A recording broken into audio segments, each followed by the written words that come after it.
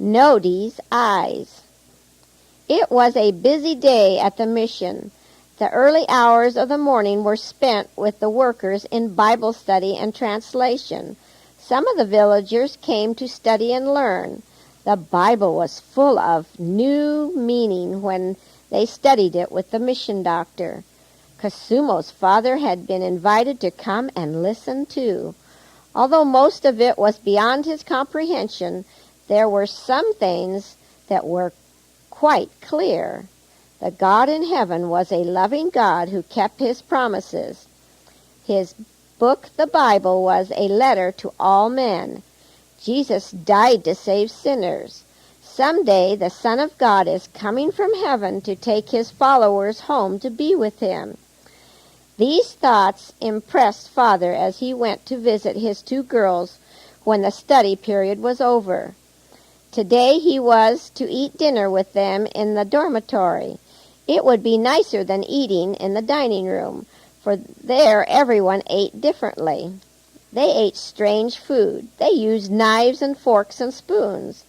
The lady put up a folding table in the girls' room so that they could eat by themselves, and Father was not embarrassed or shy. By the time dinner was over and Father was ready to go home, the doctor had rested and was ready for a busy afternoon in the hospital. Already people from the village were waiting in the shade near the door. Some brought their sick children with them. Others came bringing the crippled or the blind. Some came for treatments or for medicine. They loved the magic needle and believed it to be a miraculous cure for all diseases. When they left the hospital, they proudly displayed the round red spot where the needle went in. How often the doctor shook his head as a pitiful case came in too late to be cured. Fever had taken its toll. The doctor had repeatedly told the villagers that the swamps must be cleaned, and the streams from which they took their drinking water must be very pure. They must boil all their water and milk to kill germs that cause people to become sick. But often his words fell on deaf ears. Many people continued to be sick.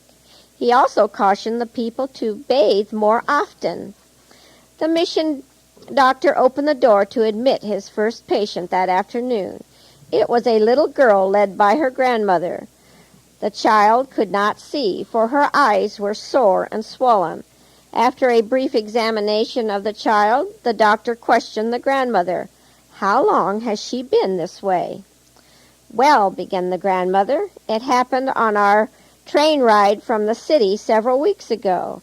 I was bringing Nodi back with me to live in the village, for her parents are both dead. While we were traveling, Nodi was lying on the train seat crying. She was lonesome for her mother. The train seats were not very clean. She must have gathered up some germs from it, because it happened soon after we arrived home in the village. Her eyes became red and sore. Some of my neighbors said that I should bring Nodi to you right away, but I had no money. I had used so much for train fare to go to the city, so I mixed up a dose of medicine to put on her eyes, but it did not help. She got worse, so I decided to come to you. Can you do something to help Nodi?" The old grandmother looked helplessly into the kind eyes of the doctor. How he wished he had the power to undo the damage done by the mixture that grandmother had ignorantly applied.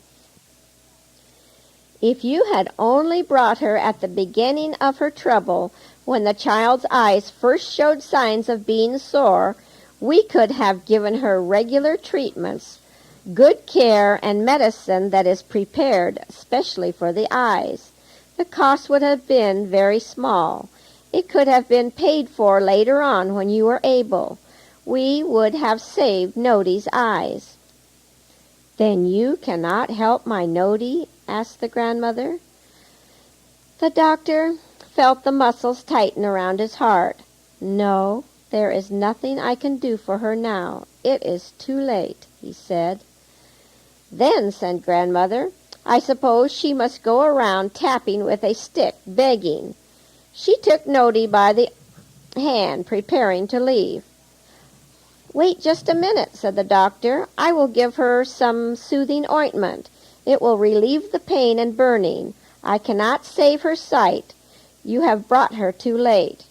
With a sad heart the doctor watched Grandmother lead the girl out the door and down the walk.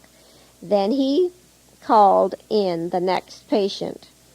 When the doctor was caring for his patients, the mission lady and the native teachers were having school. Cosimo and Kamari loved these hours, for they were learning to read and write. They made queer characters with the magic sticks on sheets of paper. It was interesting to find out what certain markings meant: a dog, a cat, a stone, or a tree. Since Lotus had been there many months, she could print many words. She helped Cosimo and Kamari when they found words hard to make. Tanny, one of the training teachers, was always willing to help. But best of all was the meeting in the evening around the fire. They sat in a circle on the lawn to hear the songs the mission lady sang. They listened eagerly to the stories that the doctor told. When it was dark, there were pictures on the big screen. Cosimo and Kamari were happy at the mission. They would miss these experiences when it was time to go home after the rice harvest. But it would be nice to be with Mother and Father and Adu again.